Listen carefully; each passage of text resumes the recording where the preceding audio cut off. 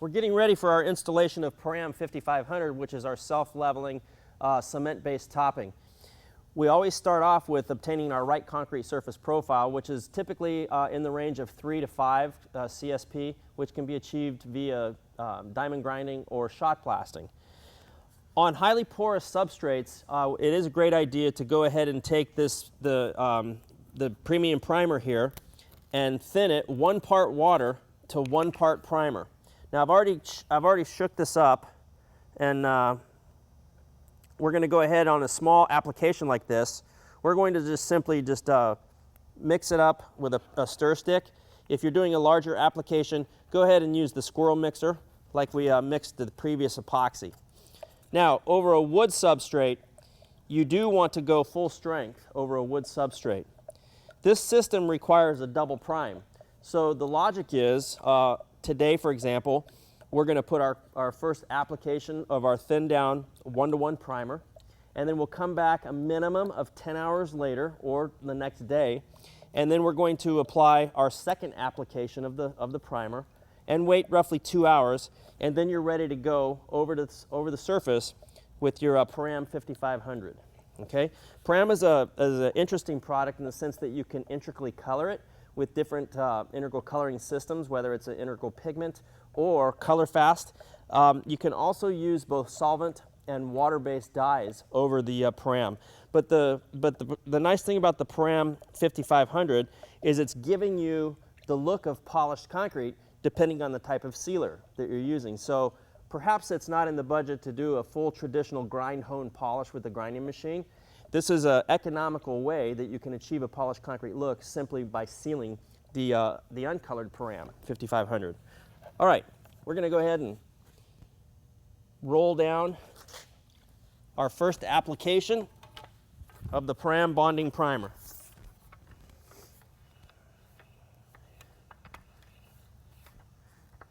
Now this is an indication. You can see how quickly this is drying. This is what I would consider a very, very absorbent surface, which is even more of a reason and a good demonstration of why you would thin the primer. If you don't thin the primer down on a surface, especially like this, it could just lay on the surface, be more sacrificial, and it would lead to possibly peeling because the solids, it's not penetrating down into the pores of the concrete.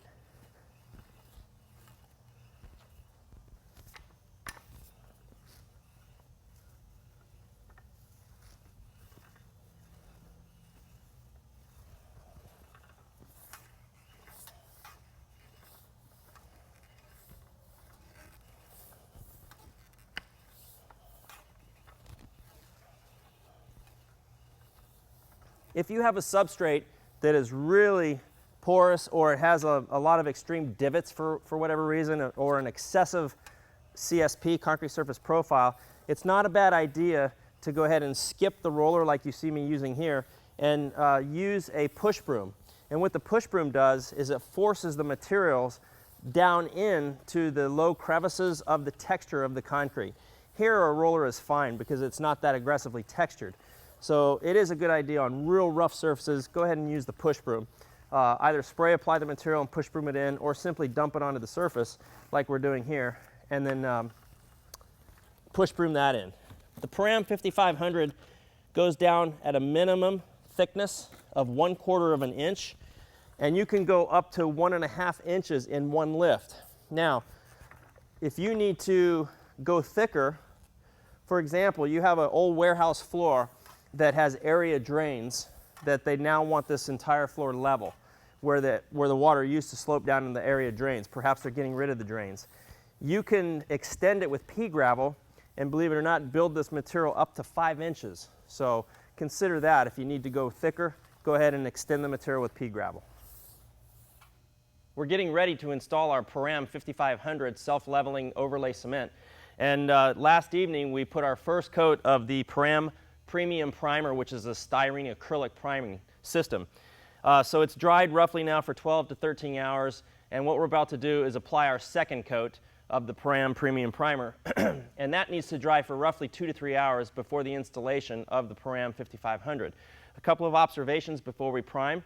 you'll notice that we're going to be installing this material at an overall thickness of about 3/8 of an inch thick. So what we did is we used foam forms with two-sided tape. So on the bottom of these little foam rails basically that have been cut to the exact thickness that we want to pour our overlay, we have two-sided tape that will peel back, and we'll go ahead and stick it down so we have a barrier so our overlay cement just doesn't ooze off the slab or onto an adjoining area. So there are a couple of ways that you can bulkhead or dam off your overlay pour. You need to be conscious of that. So we'll show you how this sticks down. It simply peels off.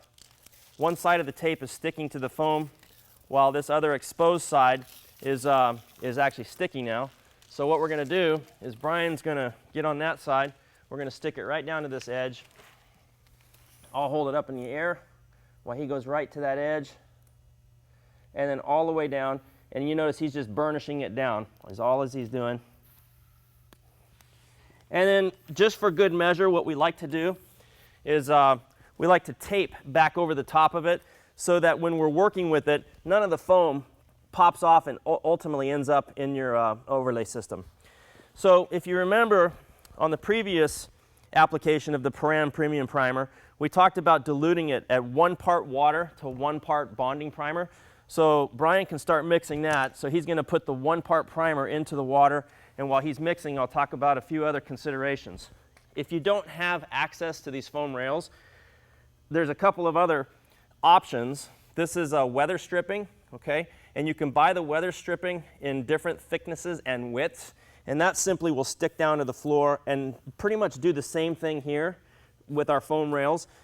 But what you need to be careful about is if this is not adhering properly, it's very frustrating when you pour your Param 5500. I've actually seen it lift this and bow off the surface like that, and that's really upsetting when you're trying to get a nice clean line, okay? So one of the tips that I like to do is if I'm using the foam weather stripping, I will put a piece of duct tape to the concrete surface first, and then I'll stick the edge of the foam right to the edge of the duct tape, because here there's a lot more surface area for the tape to stick to, and then this foam tape sticks really nicely to the duct tape.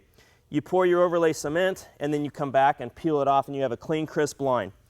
One other observation, go ahead and take the time to mask over the top of that, like you see here, because inevitably what's going to happen when you're pouring your self-leveling Param 5500,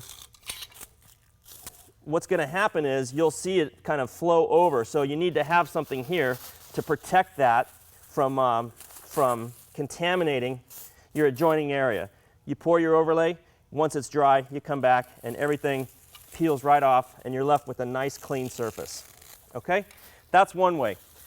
Another popular way that you can form a barrier to contain your overlay cement is with what we call terrazzo strips or divider strips. And again, this comes in a wide variety of shapes, heights, widths over here.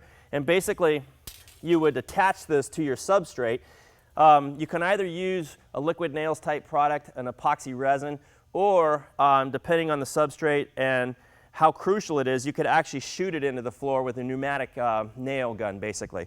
So if you do that, regardless of if you're going to be polishing in it or not polishing it, what you need to be concerned about is that making sure that this rail is in fact level, despite what the concrete substrate's doing. It's not uncommon to have your concrete have undulations, and maybe it's not a super flat floor. And what happens is, if it's not flat, it's going to follow the contour of those undulations, and we're working with a material that really has a tendency to want to level itself out. So if you have a low area with your strips like this, the overlay cement's just going to pretty much go right over the top of that strip, okay? Which, if you're grinding and polishing, like the Param 6000, for example, that's not an issue. But we're putting the 5500 down, so you want to make sure that you go ahead and make sure your divider strips are nice and level. So there's a couple ways you can use a laser level, and you might have to shim certain areas. Put a shim here, and of course, if this was the scenario, making this rail level like that Now we've got a gap right here, which means you're going to have to use a silicone filler under here because it would just ooze up and under there. So here's just a couple of other examples of different strips that we use. There's zinc divider strips. This is 3/8 by 1/8. There's brass divider strips. This is 3/8 by half. So it comes in a multitude of different configurations. And I really like using these strips. I think it's just one added decorative enhancement to your overlay installation. So we're going to start putting our primer down. Brian's just going to simply take the mixed up Param primer, and he's just going to dump some right on the concrete here. I'm going to use a traditional 3/8 snap roller, and we're going to roll it down. We're going to wait roughly 2 hours and come back, and we're going to start installing our Param 5500 self-leveling overlay cement. Now once again, on a large project, there's no reason you couldn't put this in a pump-up sprayer and spray it down and then come in and back roll it like you see here.